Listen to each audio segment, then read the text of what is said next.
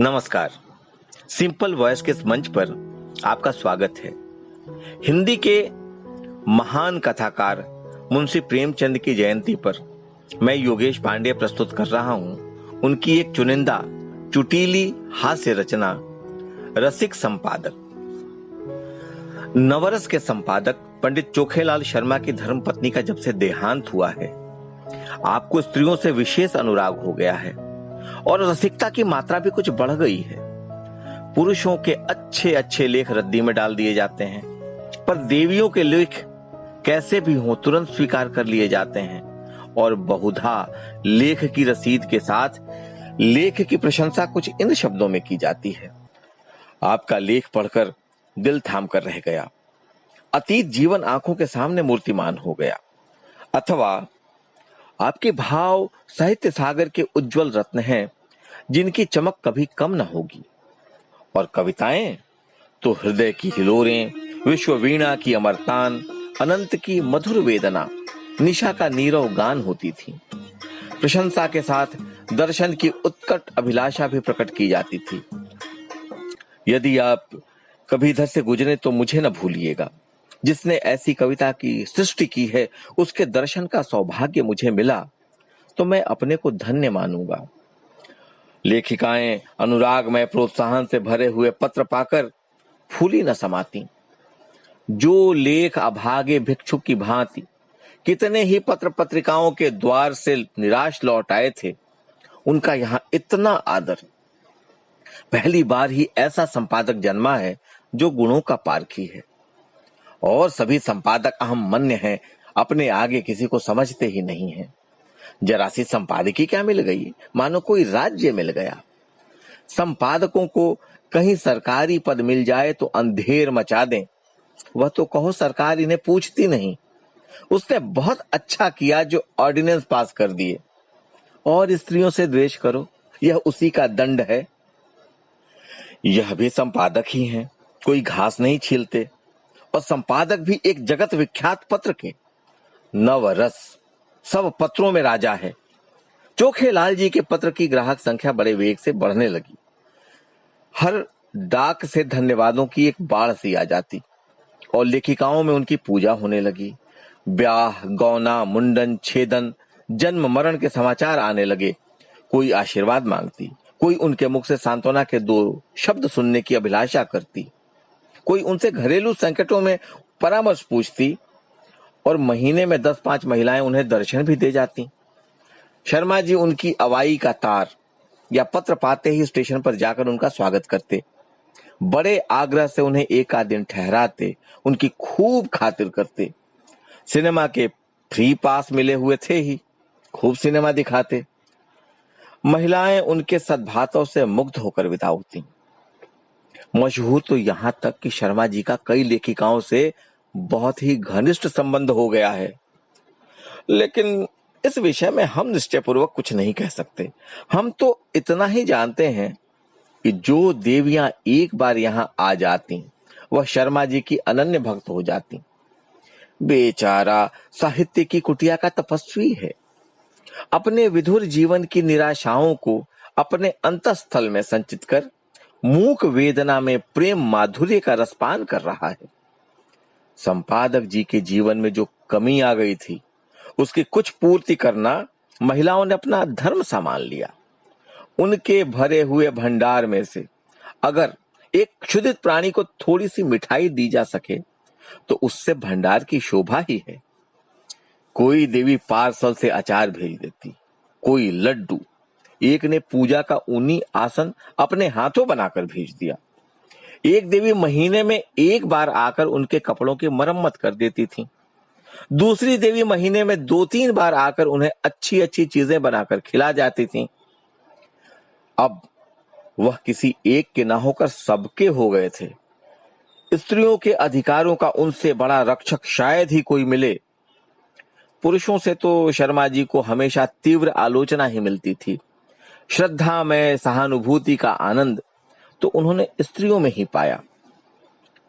एक दिन संपादक जी को एक ऐसी कविता मिली जिसमें लेखिका ने अपने उग्र प्रेम का रूप दिखाया था। अन्य संपादक उसे अश्लील कहते, लेकिन चोखेलाल इधर बहुत उदार हो गए थे। कविता इतने सुंदर अक्षरों में लिखी थी, लेखिका का नाम इतना मोहक था कि संपादक जी के सामने उसका एक कल्पना चित्र सा आकर खड़ा हो गया। भावुक प्रकृति, कोमल गात, याचना भरे नेत्र, बिंब अधर, चंपई रंग, अंग अंग में चपलता भरी हुई, पहले गोंद की भांति शुष्क और कठोर, आर्द्र होते ही चिपक जाने वाली। उन्होंने कविता को 2-3 बार पढ़ा और हर बार उनके मन में सनसनी दौड़ी। तुम क्या समझते हो, मुझे छोड़कर भाग जाओगे? भाग सकोगे? मैं तुम्हारे गले में हाथ डाल दूंगी, मैं तुम्हारी कमर में करपाश कस दूंगी, मैं तुम्हारा पांव पकड़कर रोक लूंगी, तब उस पर सिर रख दूंगी। क्या तुम समझते हो मुझे छोड़कर भाग जाओगे? छोड़ सकोगे? मैं तुम्हारे अधरों पर अपने कपोल चिपका दूंगी, उस प्याले में जो मादक सुधा है उसे पीकर तुम मस्त हो जाओगे और मेरे पैरों पर सिर रख दोगे। क्या तुम समझते हो मुझे छोड़कर भाग जाओगे? कामाक्षी। शर्मा जी को हर बार इस कविता में एक नया रस मिलता। उन्होंने उसी क्षण कामाक्षी देवी के नाम यह पत्र लिखा। आपकी कविता पढ़कर मैं नहीं कह सकता मेरे चित्त की क्या दशा हुई। हृदय में एक ऐसी तृष्णा जाग उठी है जो मुझे भस्म किए डालती है। नहीं जानता इसे कैसे शांत करूं। बस यही आशा है कि इसको शीतल करने वाली सुधा भी वहीं मिलेगी जहां से यह तृष्णा मिली है। मन मतंग की भांति जंजीर तुड़ाकर भाग जाना चाहता है। जिस हृदय से यह भाव निकले हैं उसमें प्रेम का कितना अक्षय भंडार है। उस प्रेम का जो अपने को समर्पित कर देने में ही आनंद पाता है। मैं आपसे सत्य कहता हूं, ऐसी कविता मैंने आज तक नहीं पढ़ी थी और इसने मेरे अंदर जो तूफान उठा दिया है वह मेरी विधुर शांति को छिन्न भिन्न किए डालता है। आपने गरीब की फूस की झोपड़ी में आग लगा दी है, लेकिन मन यह स्वीकार नहीं करता कि यह केवल विनोद क्रीड़ा है। इन शब्दों में मुझे एक ऐसा हृदय छिपा हुआ ज्ञात होता है जिसने प्रेम की वेदना सही है, जो लालसा की आग में तपा है। मैं इसे अपना परम सौभाग्य समझूंगा यदि आपके दर्शनों का सौभाग्य पा सका। यह कुटिया अनुराग की भेंट लिए आपका स्वागत करने को तड़प रही है। सब प्रेम। तीसरे ही दिन उत्तर आ गया।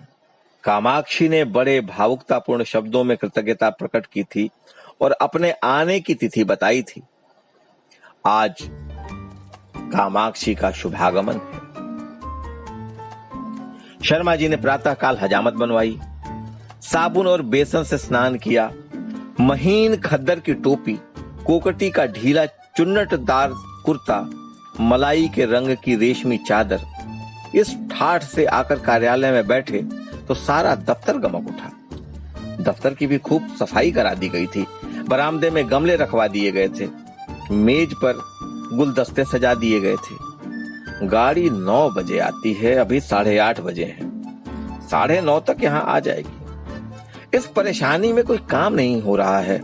बार बार घड़ी की ओर ताकते हैं, फिर आईने में अपनी सूरत देखकर कमरे में टहलने लगते हैं। मूंछों में 2-4 बाल पके हुए नजर आ रहे हैं। उन्हें उखाड़ फेंकने का इस समय कोई साधन नहीं है। कोई हर्ज नहीं, इससे रंग कुछ और ज्यादा जमेगा। प्रेम जब श्रद्धा के साथ आता है तब वह ऐसा मेहमान हो जाता है जो उपहार लेकर आता हो। युवकों का प्रेम खर्चीली वस्तु है, लेकिन महात्माओं या महात्मापन के समीप पहुंचे हुए लोगों को प्रेम उल्टे और कुछ ले आता है। युवक जो रंग बहुमूल्य उपहारों से जमाता है, यह महात्मा या अर्ध महात्मा लोग केवल आशीर्वाद से जमा लेते हैं। ठीक 9:30 बजे चपरासी ने आकर एक कार्ड दिया। लिखा था कामाक्षी। शर्मा जी ने उसे देवी जी को लाने की अनुमति देकर एक बार फिर आईने में अपनी सूरत देखी और एक मोटी सी पुस्तक पढ़ने लगे। मानो स्वाध्याय में तन्मय हो गए हैं। एक क्षण में देवी जी ने कमरे में कदम रखा। शर्मा जी को उनके आने की खबर न हुई। देवी जी डरते डरते समीप आ गईं। तब शर्मा जी ने चौंक कर सिर उठाया, मानो समाधि से जाग पड़े हों, और खड़े होकर देवी जी का स्वागत किया। मगर यह वह मूर्ति न थी जिसकी उन्होंने कल्पना कर रखी थी। एक काली, मोटी, अधेड़, चंचल औरत थी जो शर्मा जी को इस तरह घूर रही थी मानो उन्हें पी जाएगी। शर्मा जी का सारा उत्साह, सारा अनुराग ठंडा पड़ गया। वह सारी मन की मिठाइयां जो वह महीनों से खा रहे थे, पेट में शूल की भांति चुभने लगी। कुछ कहते सुनते ना बना, केवल इतना बोले, संपादकों का जीवन बिल्कुल पशुओं का जीवन है। सिर उठाने का समय नहीं मिलता। उस पर कार्याध्यक्ष से इधर मेरा स्वास्थ्य भी बिगड़ रहा है। रात ही से सिर दर्द से बेचैन हूं। आपकी क्या खातिर करूं? कामाक्षी देवी के हाथ में एक बड़ा सा पुलिंदा था। उसे मेज पर पटक कर, रुमाल से मुंह पोंछ कर मृदु स्वर में बोली, यह तो आपने बड़ी बुरी खबर सुनाई। मैं तो एक सहेली से मिलने जा रही थी, सोचा रास्ते में आपके दर्शन करती चलूं। लेकिन जब आपका स्वास्थ्य ठीक नहीं है तो मुझे यहाँ कुछ दिन रहकर आपका स्वास्थ्य सुधारना पड़ेगा। मैं आपके संपादन कार्य में भी आपकी मदद करूंगी। आपका स्वास्थ्य स्त्री जाति के लिए बड़े महत्व की वस्तु है। आपको इस दशा में छोड़कर मैं अब जा नहीं सकती। शर्मा जी को ऐसा जान पड़ा जैसे उनका रक्त प्रवाह रुक गया है, नाड़ी छूटी जा रही है। उस चुड़ैल के साथ रहकर तो जीवन ही नरक हो जाएगा। चली है कविता करने, और कविता भी कैसी, अश्लीलता में डूबी हुई। अश्लील तो है ही, बिल्कुल सड़ी हुई, गंदी। एक सुंदरी युवती की कलम से वह कविता काम बाण थी। इस डाइन की कलम से तो वह परनाले का कीचड़ है। मैं कहता हूं, इसे ऐसी कविता लिखने का अधिकार ही क्या है? यह क्यों ऐसी कविता लिखती है? क्यों नहीं किसी कोने में बैठकर राम भजन करती? आप पूछती हैं, मुझे छोड़कर भाग सकोगे? मैं कहता हूं, आपके पास कोई आएगा ही क्यों? दूर से ही देखकर न लंबा हो जाएगा। कविता क्या है जिसका न सिर न पैर, मात्राओं तक का इसे ज्ञान नहीं है, और कविता करती है। कविता अगर इस काया में निवास कर सकती है तो फिर गधा भी गा सकता है, ऊंट भी नाच सकता है। इस रांड को इतना भी नहीं मालूम कि कविता करने के लिए रूप और यौवन चाहिए, नजाकत चाहिए, नफासत चाहिए। भूतनी सी तो आपकी सूरत है। रात को कोई देख ले तो डर जाए और आप उत्तेजक कविता लिखती।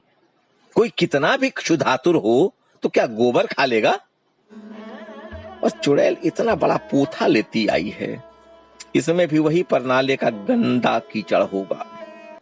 उस मोटी पुस्तक की ओर देखते हुए बोले, नहीं नहीं, मैं आपको कष्ट नहीं देना चाहता। वह ऐसी बात नहीं है, 2-4 दिन के विश्राम से ठीक हो जाएगा। आपकी सहेली आपकी प्रतीक्षा करती होगी। आप तो महाशय जी संकोच कर रहे हैं। मैं 10-5 दिन के बाद भी चली जाऊंगी तो कोई हानि ना होगी। इसकी कोई आवश्यकता नहीं है देवी जी। आपके मुंह पर तो आपकी प्रशंसा करना खुशामद होगी, पर जो सज्जनता मैंने आप में देखी वह कहीं नहीं पाई। आप पहले महानुभाव हैं जिन्होंने मेरी रचना का आदर किया, नहीं तो मैं निराश ही हो चुकी थी। आपके प्रोत्साहन का यह शुभ फल है कि मैंने इतनी कविताएं रच डाली। आप इनमें से जो चाहे रख लें। मैंने एक ड्रामा भी लिखना शुरू कर दिया है, उसे भी शीघ्र ही आपकी सेवा में भेजूंगी।